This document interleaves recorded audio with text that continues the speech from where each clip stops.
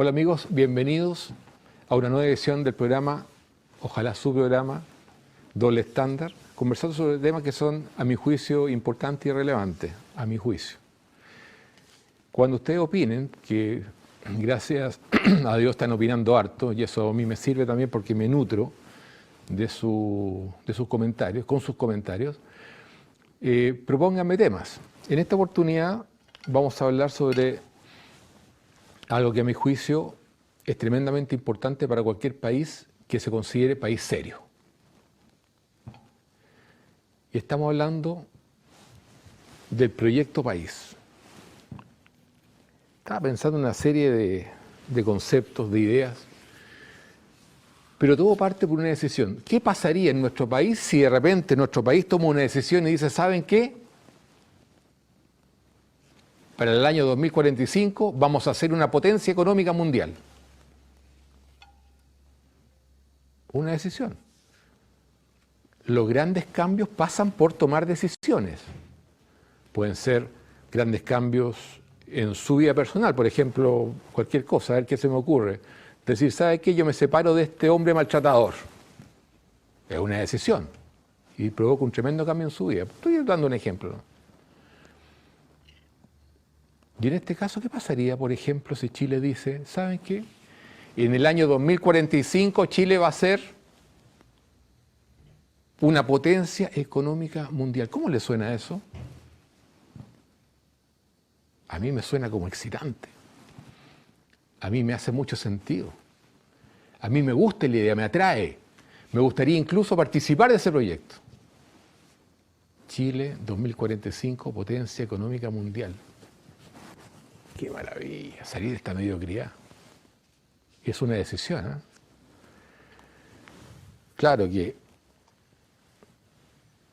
evidentemente habrían fuerzas dentro de nuestro país y por supuesto fuera de nuestro país que intentarían por todos los medios impedirlo como ya lo han impedido. Y hay muchos ejemplos de eso. En alguna ocasión, cuando miro allá no estoy leyendo nada, mi mente se concentra, ¿no? Cuando Chile quiso cuando Chile quiso desarrollarse tecnológicamente, las grandes potencias le dijeron no, usted no se va a desarrollar tecnológicamente. Y eso déjenlo para nosotros. Usted tiene que tener la cultura tercermundista de una economía extractiva. No me venga aquí que quiere desarrollarse tecnológicamente. Es que tenemos el cobre, ya nosotros que no importa. Nosotros no tenemos el cobre, pero tenemos la tecnología y nosotros la desarrollamos. Usted, señor, manténgase donde está. Y nos mantuvimos donde estamos. Cero desarrollo tecnológico, vocación extractiva. Una vocación extractiva que viene de 5.000 años, tiempo de los egipcios, cuando sacaban cobre. ¿No? Si uno, como país, se define como meta para el 2045 ser una potencia económica mundial, las resistencias van a estar dentro de nuestro país y fuera de nuestro país. A ver, estaba pensando, ¿con quién nosotros podríamos generar este proyecto y organizarnos? Con los políticos no. Los políticos no. Esa es una resistencia gigantesca, por lo tanto no podemos contar con ellos. Recuerdo yo en algún minuto cuando Guido Girardi, con respecto a la ley de aborto, ¿eh? A mí me gusta mezclar las cosas porque soy un poco desordenado yo, pero trato de relacionar algunos conceptos. Anoté para que sea exacto el comentario que él hizo. Dijo, en el aborto, Guido Girardi, no hay una persona con derechos. Hay una fusión de ADN y proteína, eso es todo. Es una fusión de ADN y proteína. No hay una persona, yo creo que está totalmente equivocado, él es médico, yo no, pero el ADN del feto es distinto al de la madre, por lo tanto, a mi juicio sí tiene derechos. No estoy de acuerdo con el aborto, salvo en 2 de las 3 causales, la tercera es discutible y conversable, no es el motivo de este programa, estamos hablando del proyecto país. ¿Por qué hago este comentario? Porque supongamos que los políticos son solamente una fusión de ADN y proteína, por lo tanto, dejémoslo de lado. Porque con ello no vamos a construir esa potencia económica mundial en el año 2045. Los políticos no. No hay caso, no. Con ellos no.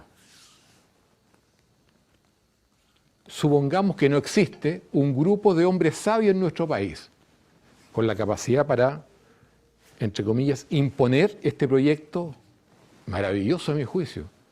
Chile convertido en una potencia económica mundial. Que no existe, pero supongamos que existe. Vamos a hacer un poquito de ficción. ¿No sería maravilloso poder vencer las resistencias internas y externas para llegar a esa meta maravillosa?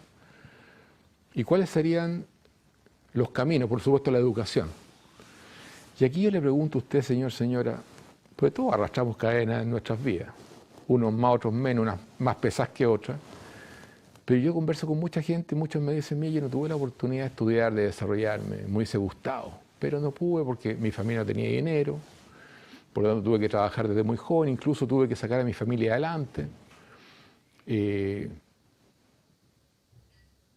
No era tema, por lo tanto no pude desarrollarme como yo hubiese querido. ¿Es su caso? Yo converso con mucha gente y me dicen que sí, no tuvieron la oportunidad. Es una falla del Estado. Es una falla del Estado. ¿Pero le gustaría que su hijo sí tuviese esa oportunidad? Yo estoy en el rubro de la construcción, me dedico a varias cosas, y de repente me encuentro con maestros realmente notables, albañiles, soldadores, estucadores, enfierradores, que son tremendamente inteligentes y tienen una capacidad de resolución de problemas que a mí me dejan sorprendido. Son impresionantes, con una inteligencia sobresaliente, pero uno habla con ellos o lee lo que escriben, por ejemplo, y uno se da cuenta que no tuvieron la educación que ellos se merecían. Y que si hubiesen tenido esa educación, serían tremendos ingenieros, tremendos arquitectos, tremendos profesionales, que por supuesto le hubiesen dado riqueza a nuestro país, porque mientras más preparada es una persona, más estudios tiene, por supuesto existe la movilidad social, esa persona gana más y por supuesto paga más impuestos y el país se enriquece. Es un ciclo totalmente virtuoso, sin embargo esas personas no tuvieron ninguna oportunidad de desarrollarse. Y son personas llenas de talento, llenas de creatividad.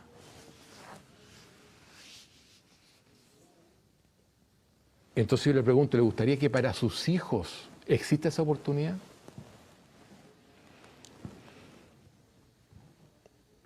La fusión de ADN y proteína, con ellos nada. Pero todo parte por una decisión. ¿Y qué países decidieron en algún minuto? Decidieron. ¿Saben qué? Este es nuestro objetivo. Y se convirtieron en potencia económica mundial. Por supuesto, Estados Unidos, China, Japón, Alemania, Reino Unido, India, Francia, Brasil, Italia, Canadá, Corea del Sur, Rusia, Australia, Indonesia y muchos más, sobre todo el sudeste asiático. No vamos a ser un país mediocre. Vamos a ser una potencia económica mundial, con instituciones fuertes, fronteras bien definidas y claras, respetados a nivel mundial, acreedores, no deudores. Que usted me puede decir, claro, Estados Unidos es deudor. Y el acreedor de Estados Unidos es China. Se habla de 3 trillones de dólares. Pero Estados Unidos tiene la fuerza militar más grande y cara y sofisticada del planeta. Pero son temas, pero la gente tiende a mezclar esas cosas. Estados Unidos. Y convertirse en una potencia económica mundial también significa tener un desarrollo humano altísimo. Y cuando un país tiene un desarrollo alto, baja la delincuencia, las personas se relacionan mejor, no como estamos relacionando ahora. En general se sabe que si uno sale a la casa a trabajar va a llegar vivo, hoy día uno no sabe qué va a pasar, porque en la calle hoy día es una selva, desarrollo humano. ¿No le gustaría eso para sus hijos? Yo noto cosas nomás acá. Falló el Estado. En fin. voy a dejar esto ahí. Mucha gente no le gusta que tire los papeles al suelo, pero me nace. Pero me empieza a dar rabia, ¿eh? Las oportunidades que pierdo en nuestro país me da rabia. Me encantaría ver este país desarrollado, pero hay mucha gente que no quiere eso, no les conviene. ¿Usted cree que un país con desarrollo humano votaría por la clase política? No, no existe la clase política. Existe la clase política, los conozco, he viajado con ellos. Tienen inmunidad de partido, inmunidad parlamentaria. Están llenos de beneficios por todos lados. Por supuesto, viajan en primera. Es una clase privilegiada en nuestro país. Bueno, yo quiero poner como ejemplo de decisiones bien definidas en términos de políticas públicas a China. Usted me puede decir, no, pongáis a China porque China, y anoté dos cosas aquí. No tiene leyes laborales, trabajo infantil, tiene campos de concentración, es cierto, o de reeducación, llámelo como usted quiera. Represiones violentas en Hong Kong. Domina a las naciones pobres a través del endeudamiento, es verdad. Todo lo que usted quiera es verdad. Pero yo quiero dejar eso un ratito de lado, o la violación de los derechos humanos en general. Quiero dejar un poquito de eso de lado para concentrarme en la decisión que en algún minuto tomó China para convertirse en una potencia económica mundial. Hoy día es la segunda y al final de esta década van a ser los primeros. Primera potencia económica del mundo. ¿Y cómo partió esto? No fue por generación espontánea. Que de repente se despertaron un día y dijeron, hoy somos potencia del mundo. No. Partió con una definición, como todas las grandes cosas en la vida, o la mayoría de ellas, siempre hay excepciones. ¿Qué pasa si Chile dice, yo hoy día defino eso?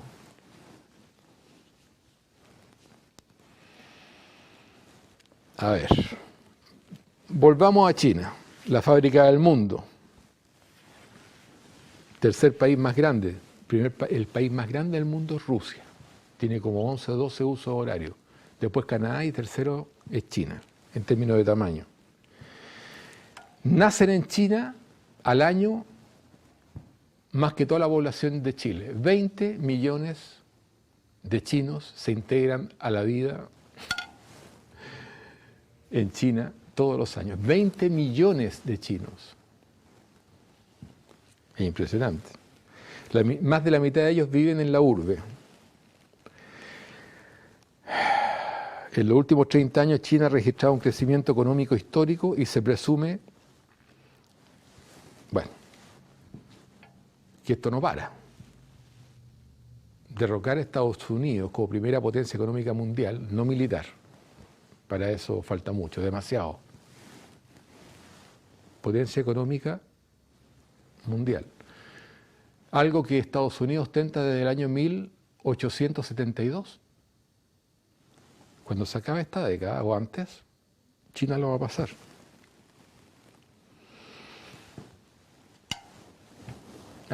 Hagamos un poquito de historia china, así en general. No vamos a entrar en detalles porque no es el objetivo de este programa. Pero sí quiero darle algunas luces con respecto a los inicios, ¿cierto?, de lo que está derivando hoy día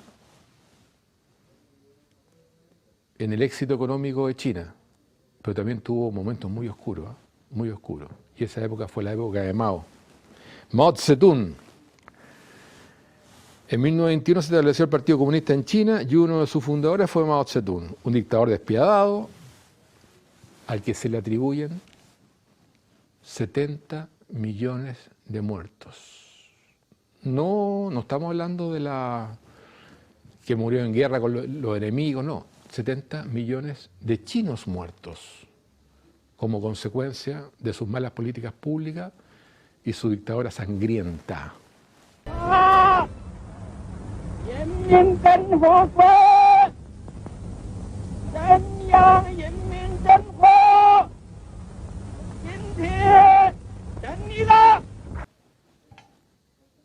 Dictadura dictadura sangrienta. Algunos me dirán, claro, que tuvo 8 años peleando contra los japoneses y hubo una guerra civil entre medio que derivó en que efectivamente el Partido Comunista de Mao Zedong ganó y obligó a Chiang Kai-shek, ¿cierto?, a retirarse a la isla de Formosa en esa época, lo que es hoy día Taiwán, la China nacionalista, que entre paréntesis hoy día la China nacionalista de Taiwán es el primer inversionista o el más importante inversionista extranjero, entre comillas, en China, con un desarrollo humano altísimo, Taiwán, con una entrada per cápita de $55.000. Me tocó estar ahí, invitado por el gobierno de Taiwán, me tocó entrevistar al presidente y algunos ministros, el presidente Ma en esa época. Ellos me decían, nosotros no tenemos un átomo de cobre, se lo compramos a ustedes. A ustedes se lo compramos el cobre. Y la ministra de Planificación me dijo que había estado en Chile, conocí Chile, el sur de Chile, le encantó, y que ellos no cobraban cobre. Y ella me preguntó, ¿por qué ustedes no hacen lo que hacemos nosotros? Me lo dijo en forma brutal, esto lo he dicho en otro programa, porque no quiero repetirlo de nuevo. Me dio a entender que si éramos tarados. Me preguntó así, si usted tiene algún tipo de tara. ¿Por qué le pregunté yo? Pues nosotros le compramos a ustedes la libra de cobre en $3. $3.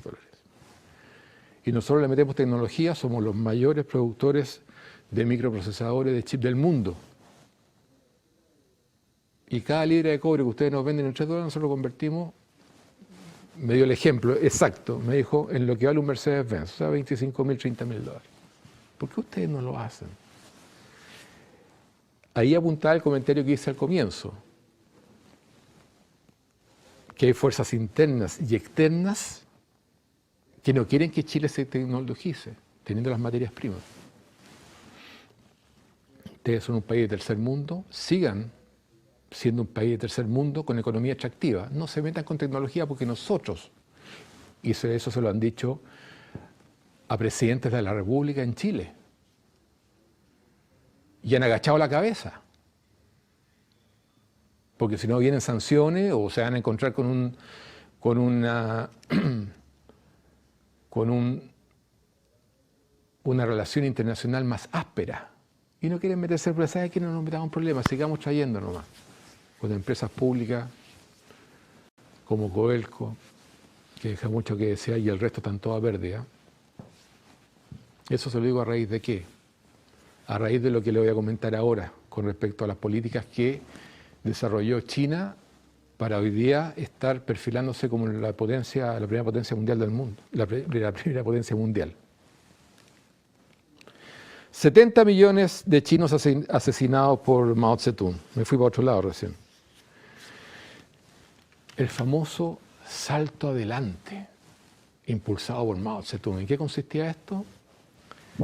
En políticas públicas en agricultura y en la industria. ¿En qué consistía eso? Consistía, por ejemplo, en la agricultura, de darle, por ejemplo, dar un ejemplo bien gráfico, le vamos a dar a 5 familias 100 hectáreas porque trabajen en el campo.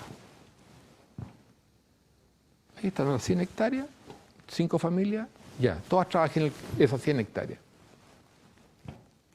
Se llama agricultura colectiva, fracasó. Nada que sea colectivo funciona, porque no está dentro de la naturaleza humana. La naturaleza humana no trabaja bien cuando las cosas son de todo y es de nadie. Por eso las empresas públicas tampoco funcionan, porque es de todo y es de nadie. Por lo tanto, la eficiencia es malísima, siempre ha sido así. Por eso yo lo que sugiero, ¿cierto?, que las empresas públicas de Chile se privatice por lo menos en un 20%, que entre el privado. ¿Y sabe lo que va a suceder ahí o no? Que la eficiencia va a subir, pero hacia el infinito. Porque cuando hay un dueño, va a cuidar su plata. El Estado no cuida la plata. Bueno, ese es otro tema. Trabajado en la tierra, qué sé. ¿Usted sabe cuánto fue la eficiencia? Está medido, está en los libros, está el texto. Todo lo que yo digo es público. Todo. Hasta lo que dijo Guido Girardi en su minuto. Que no hay una persona en el vientre de la madre, sino que es solamente una fusión de proteínas y ADN. La eficiencia fue de un 15%. O sea, esas 5 familias trabajar las 100 hectáreas, eficiencia un 15%. ¿Por qué nadie quiere trabajar cuando la cosa es de todo y es de nadie? 15%. También impulsaron una serie de hornos por todos lados para producir acero. Fracasó también. Son cosas colectivas. El acero era de mala calidad. De hecho, hicieron represas y decenas de esas represas colapsaron. No funcionó. ¿Cuál fue la consecuencia del gran salto adelante de Mao?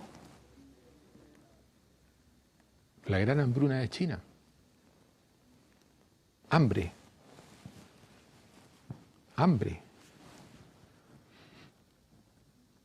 Y por supuesto la gente quiso buscar mejores condiciones de vida para ellos y para sus hijos, porque no tenían que comer en el campo, porque no funcionó la colectivización de la agricultura. Y el Ejército Rojo impidió que se fueran, y cuando ellos insistían los mataban ahí.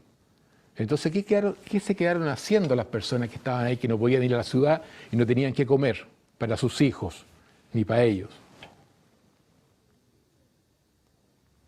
Iban caminando, se desvanecían y morían de hambre. Morían de hambre en el campo. Mao no dejó que se fueran a la ciudad. Los dejó morir de hambre en el campo, ahí, que se mueran. Dictador sangriento. Tremendo. Y hay mucha gente que habla de Mao y le rinde pleitesía. Yo no entiendo este personaje. Y tampoco entiendo mucho a sus seguidores. Había un culto hacia Mao, el maoísmo. Un culto.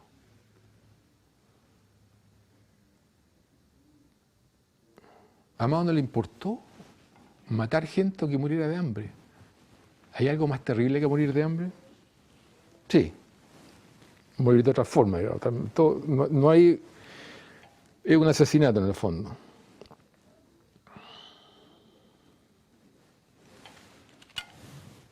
Posteriormente ya había muerto Mao. No terminado con Mao, pero se eliminaron las granjas colectivas, la descolectivización de la agricultura. Entonces, en vez de darle 100 hectáreas a 5 familias, se le dio 20 hectáreas a cada familia. ¿Sabe cuánto fue el rendimiento? Subió un 85%. Claro, la gente cuando trabaja para ello, trabaja con motivación.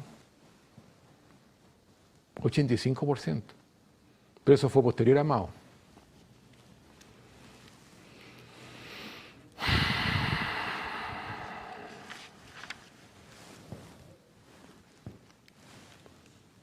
La gran hambruna china como consecuencia de Mao. Entonces uno de repente se pregunta, ¿por qué los chinos comen lo que comen? ¿Cuántas veces usted ha escuchado ese comentario? Los chinos comen cualquier cosa. Hay que entender por qué lo hacen. Siempre detrás de cada comportamiento hay una historia. Y es importante conocer la historia para poder juzgar. Aquí uno no puede juzgar. Si usted está viendo que su hijo está muriendo de hambre, ¿no le echa mano a cualquier cosa? Yo hice una lista de las cosas que comen los chinos. No estoy juzgando.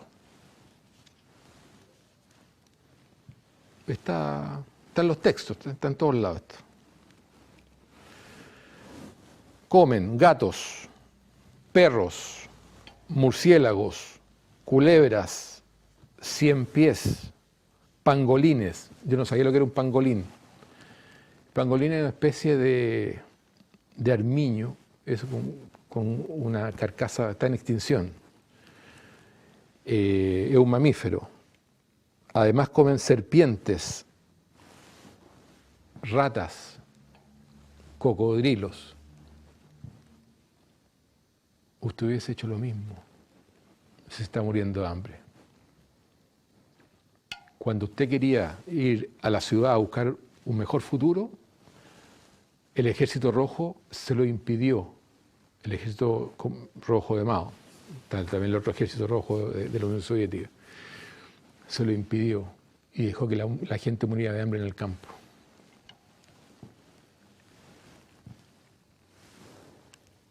Hay que entender eso.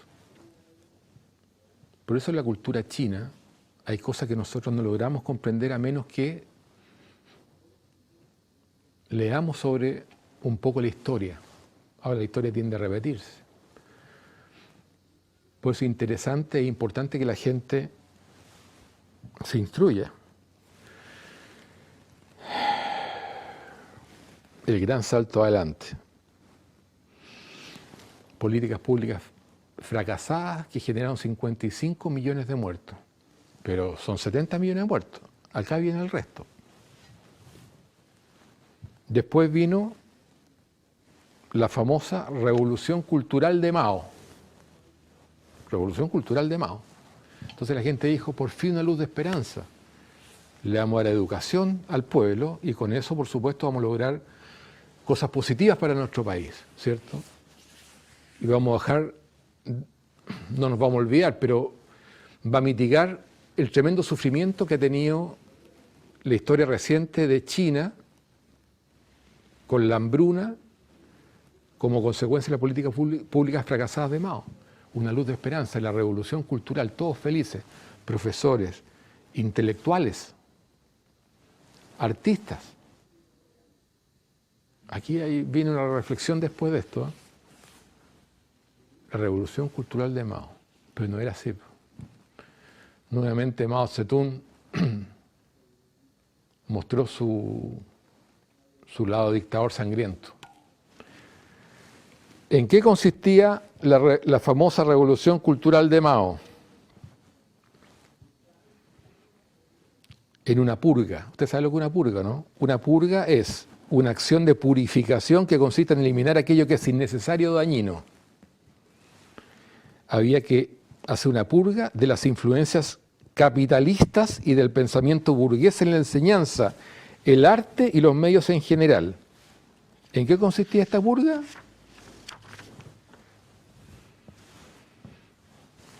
Pues sí, yo no entiendo muchas veces por qué el mundo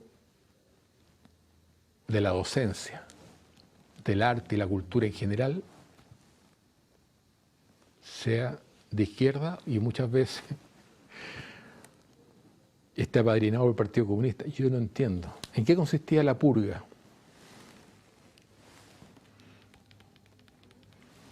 En la lectura obligatoria del libro rojo de Mao. ¿Usted ha escuchado hablar del libro rojo de Mao? Entonces los profesores dijeron, ¿pero cómo? China tiene 5.000 años de historia de arte y cultura. 5.000 años, una cultura riquísima. Y quieren que borremos completamente esos 5.000 años de cultura y arte y de aquí para adelante todo se centre en el libro rojo de Mao, que entre paréntesis, después de la Biblia, es el libro que ha tenido más publicaciones. Se habla de, se me olvidó la cifra, pero eran 700 millones de libros, una cuestión impresionante. Entonces le dijeron a los profesores, olvídense de lo que están ustedes enseñando y todas las enseñanzas de aquí para adelante va a ser adoctrinamiento en función del libro rojo de Mao. Y muchos profesores dijeron, no lo podemos hacer. Los mataban, los torturaban, a los artistas ni hablar, a los intelectuales. Por ahí se empiezan a completar los 70 millones de muertos. Roberto, Ajá. nos quedan 2 minutitos. ¿2 minutos? Sí. Chuta, poco. Sí.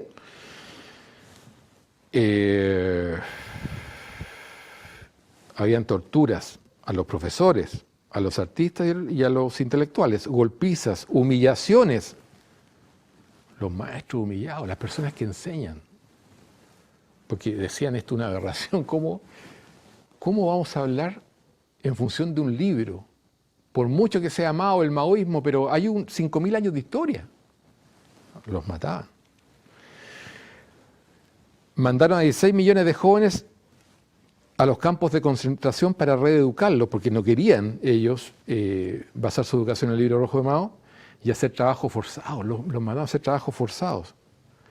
Decenas de miles de funcionarios fueron acusados de traidores y contrarrevolucionarios y títeres del capitalismo. La mujer de Mao y sus colaboradores más cercanos forman la famosa banda La Mujer de Mao. Era tremenda, era terrible esa mujer. Promueven su agenda izquierdista por sobre las voces más moderadas del partido. La famosa revolución cultural de Mao terminó en el año 76 y su mujer fue arrestada, junto con toda su banda. Ahí se acabó un periodo, pero negro, de la historia reciente, año 1976, es como si hubiese sido ayer, de China. Pues yo no entiendo mucho, profesores, yo conozco muchos profesores, tengo amigos profesores.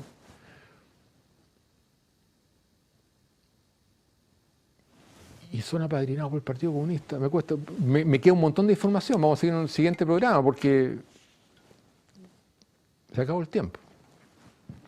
Los invito a hacer sus comentarios, por favor, bueno o malo, incluso de la forma que usted quiera, para saber qué opinan. Sobre todo son profesores. Si algún profesor me está escuchando o viendo, ¿qué opina de todo esto? ¿Les parece? Muchas gracias por su paciencia y haberme escuchado. Hasta luego.